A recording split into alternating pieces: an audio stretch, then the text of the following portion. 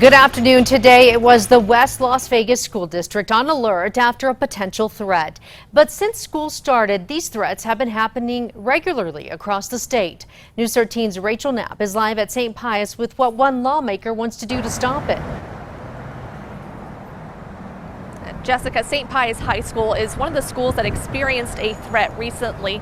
Now, that threat turned out to not be credible, but State Senator Craig Brandt wants to toughen the penalties on people who make those kind of threats.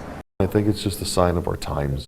Republican State Senator Craig Brandt, like most people, is tired of hearing about threats to shoot up a school or hurt people. We just saw this situation. We see it all over the country. Over the weekend, the West Las Vegas School District set up a shelter for their high school and middle school while investigators looked into a potential threat.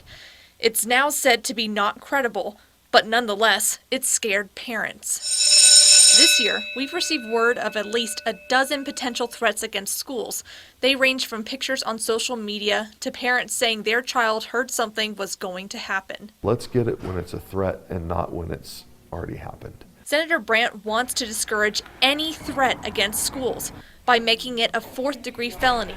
Right now, the only charge that really applies when it's not a credible threat is interruption of the educational process, which is a petty misdemeanor.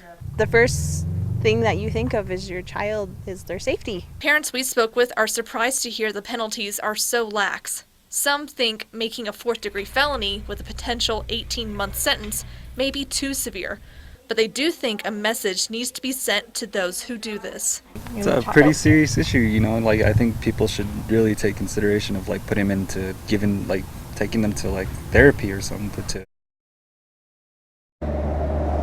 Senator Brandt tried to pass that kind of legislation this past session, but it stalled on the Senate floor. He says he wants to try again, but that'll be up to the governor to put it on the docket since it's a 30-day session. Back to you. All right. Thank you, Rachel.